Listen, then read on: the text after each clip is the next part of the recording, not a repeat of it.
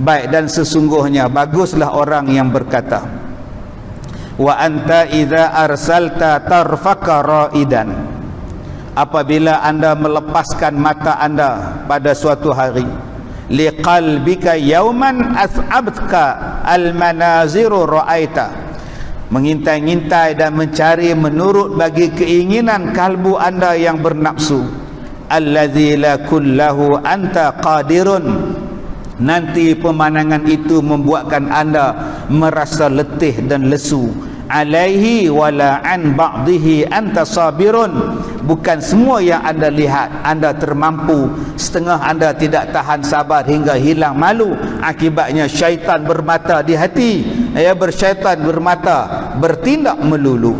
Tuan-tuan,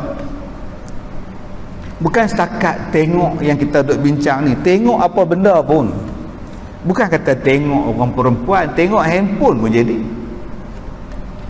Awak ada handphone? Ada. Jenis apa? Samsung. Awak ada handphone? Ada. Jenis apa? Samsung.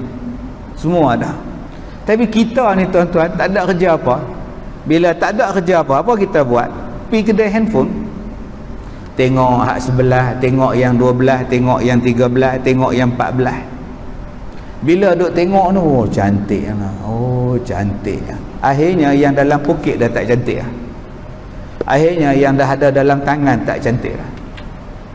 Balik rumah duk menung, cantik betul. Serupa dengan kereta. Duk dalam kereta dah, dengar kereta dah, dengar radio dah. Dengar radio lah tu, duk dengar klasik tu. 6:30 petang tu, Aku Dia dan lagu duk dengar dah. Aircon ada, radio ada, cerita seronok, lagu sedap, selesa dah. Berhenti kat traffic light, mata duk tengok kereta sebelah. Bila lampu hijau, kereta dia potong, kata laju kereta ni, dapat sebiji. Akhirnya tak seronok dah dengan sebiji kereta yang kita sedang bawa.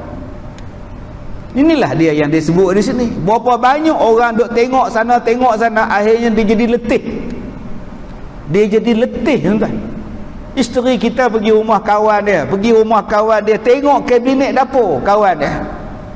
Balik rumah duk cerita, abang, tadi pergi rumah Kak Yoh, lawa lah kabinet dapur dia, abang. Oi, dia tak apalah, dia banyak duit. Kita pun boleh, abang. Oi, dia berhutang 4 kali bayar. Tak bayarlah. Kabinet apa, sudah lah. Hak mana ada lah. Dia tak dengar cakap tuan-tuan, dia buka kabinet Ipoh. Maka dia mula tak seronok dengan kabinet yang ada. Lipas sekok dia bising, buka berbunyi dia bising, berkarat sikit dia bising. Pasal apa? Pasal hati dia dah terpikat pada kabinet rumah Kak Yah tadi. Inilah dia tuan-tuan pandangan dia. Akhirnya apa jadi? Jadi letih tuan-tuan. Sebab tu bila mata tak dikawal, kesan dia apa? Dia jadi letih. Ada orang yang letih dengan fashion. Dia duk hambat fashion, dia duk hambat jenis kain, dia duk hambat fashion. Akhirnya baju yang dia baru siap minggu lepas, dia tak sempat pakai. Dia mula nak tengok fashion yang terbaru pula. Lama-lama dia letih dalam mengejar apa yang dia nampak. Sebab tu Islam mengajar kita memadai dengan apa yang ada. Syukur. Tengok boleh, tapi jangan simpan dalam hati. Tengok je, ambil laju kereta.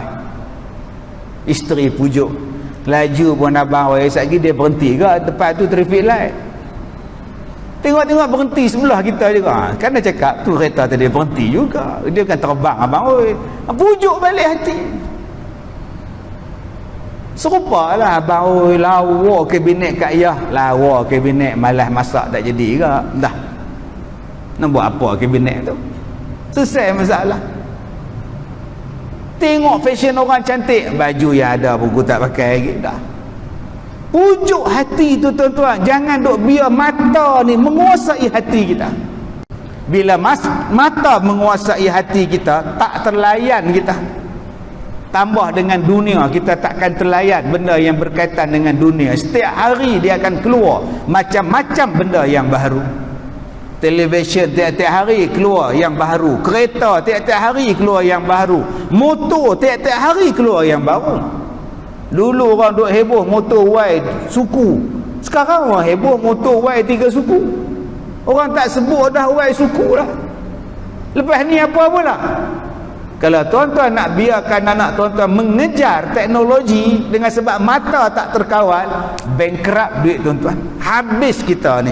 Maka kalau begitu, tak kala anda menundukkan pandangan, memeliharakan mata serta tidak melihat kepada barang yang tidak memberi manfaat dan tidak berkenaan dengan anda serta tidak penting kepada anda, nescaya anda akan menjadi seorang yang berdada suci bersih. Bila mata kita kontrol, hati jadi bersih. Sebab tu dulu banyak orang nak buat perkampungan Islam. Dulu-dulu lah. Kalau kita pergi Indonesia, dia ada perkampungan Islam, nama dia Pasantren. Ya, orang perempuan semua pakai labu-labu, tutup segala muka. Kan dulu Arkam nak buat, pakai purdah semua, hak laki pakai serban. Semua hidup simple-simple aja itu. Berapa banyak orang cuba nak buat. Yang terbaru nak buat di Terengganu, Ayah Pin bin Ayah Pan nak buat cara dia sendiri, konon-kononnya. Supaya apa? Supaya nak jaga pandangan mata. Masing-masing nak mendakwa kami nak jaga pandangan mata. Bila Allah Ta'ala bagi Covid, semua jaga pandangan mata. Semayang pakai topeng sekarang tuan-tuan. Puas hati lah. Puas hati tuan-tuan. Hak perempuan pakai topeng, laki pakai topeng. Senang cerita. Tuhan buat cerita agak senang. Dengan binatang ni saja semua pakai topeng. Siap pakai purdah habis dah, tak tahu siapa dia ni, siapa ni, Kak Leha ke Kak Nap, Kak Tipah, oi mata serupa. Tak kenal lah. Allah Ta'ala buat tuan-tuan. Dengan cara begitu saja hari ni bersih kita. Tu hikmah dia. Covid binatang Covid ni ada juga hikmah dia. Dia kata bila engkau jaga mata engkau, apa yang kau dapat? Dada engkau menjadi suci bersih, berhati lapang, tiada gangguan kesedihan, banyak beristirahat daripada kekacauan was-was. Saya sebut pada tuan-tuan, ada 3 nikmat yang Allah Ta'ala beri kepada kita. Ada 3 kurniaan yang Allah bagi pada kita. Pertama, kata Allah, Allah utuskan kepada kita binatang. Maka dengan binatang-binatang inilah mengerjakan kebun-kebun kita. Maka dia membantu manusia. Kalaulah binatang ni tak ada, tak terbuat manusia dengan kebun-kebun dia. Tuan-tuan cuba lihat, Allah Ta'ala sebut dalam hadis kudusi bab ni, berapa banyak tumbuh-tumbuhan yang dibesarkan, yang ditumbuhkan pokok tu melalui binatang. Binatang makan buah, dia berak, dia tumbuh pokok. Kita tak tanam pokok tu, macam mana dia boleh? Binatang makan, buang biji, jadi pokok. Ada binatang yang makan buah kopi, bagi makan buah kopi dekat dia, bila dia buang, dia berak, orang ambil kopi dia pula lah. Tiap-tiap hari duk tunggu musang tu berak. Bayangkan tuan. Duk tunggu musang tu berak, tumbuk pula, blend pula, buat kopi pula. Mahal gila, gila pun tak mahal. Orang duk tanya saya, Ustaz, apa hukum makan kopi ke Ustaz? Kopi luar ni, musang luar ni. Dia musang makan kopi tu, bila keluar berak jadi biji, ambil biji, proses jadi kopi. 1 gelas 1000 Ustaz. Yang duk minum siapa berlambak lagi hak murah depan tu 7 kupang. Oi tuan-tuan, dengan sebab binatang duk dalam tanah, dia bawakan kepada kita pengudaraan. Cacing dalam tanah, binatang dalam tanah, secara semula jadi tanah tu jadi subur.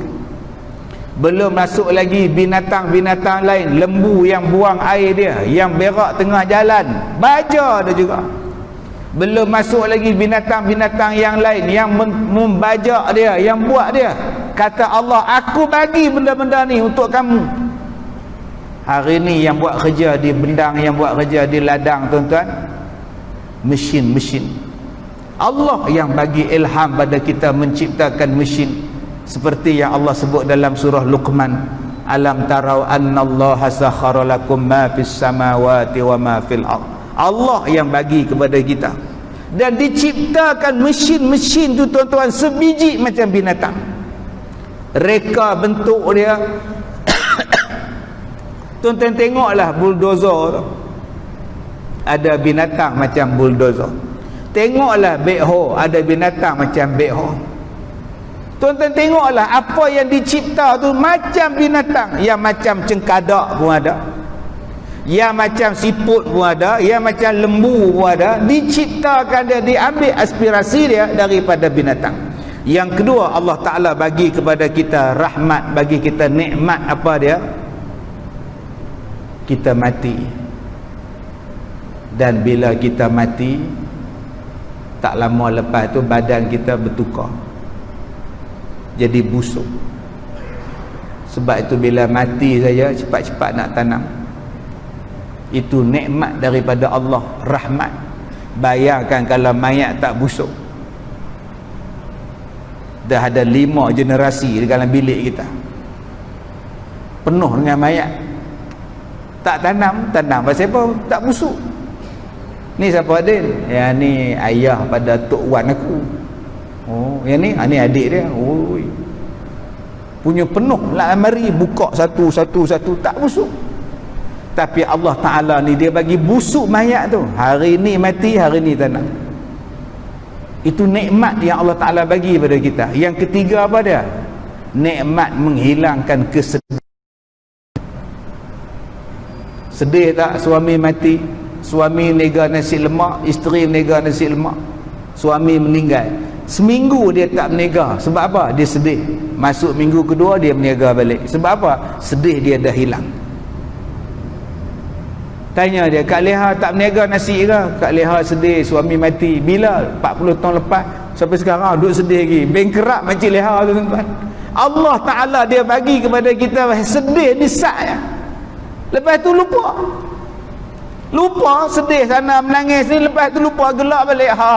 Gelak balik tuan-tuan. Kalaulah Allah tak bagi lupa dengan sedih, semua orang sedih, tak ada siapa senyum. Menega tutup, semua tutup. Tali besen pun tutup dengan kain sampai sekarang. Kan kita ni kalau mati, TV tu orang tutup dengan kain. Kita tanya pasal apa tutup dengan kain? Dia kata tutup mayat depan ni. Oh, mayat tengok TV ke? Dah tutup Kalaulah kata tak hilang sedih dia, 30 tahun duk tutup TV tu, tak ada siapa tengok. Kenapa tak tengok TV? Sedih arwah mak meninggal.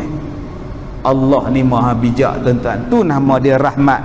Baik, yang terakhir, jiwa akan selamat sejahtera daripada kebinasaan serta bertambah-tambah dalam kebajikan. Maka ingatlah, bagi nasihat yang berfaedah lagi lengkap ini, Allah jualah yang memberi taufik dengan kurnianya, dengan kemurahannya. Innallaha khabirum bima yasnaun. Dan Allah berfirman, ya, Allah Ta'ala mengetahui apa yang kita buat. Ya'lamu kha'inatal a'yun wa ma tukhfi fis sudur. Dia mengetahui pandangan mata hati yang khianat dan apa yang disembunyikan oleh hati. Surah Ghafir ayat yang ke-19. Jadi ada 2 ayat yang kita baca ini. Jadilah peringatan kepada kita, takutlah kepada Allah, jagalah mata kita, janganlah kita buat sesuatu yang merosakkan hati kita, yang merosakkan pahala kita. InsyaAllah pada kuliah yang akan datang kita akan melihat pula fasal yang kedua, iaitu telinga. Mudah-mudahan Allah merahmati kita. Saya minta maaf jika terkasar bahasa. Wabillahi taufiq wal hidayah. Assalamualaikum warahmatullahi wabarakatuh.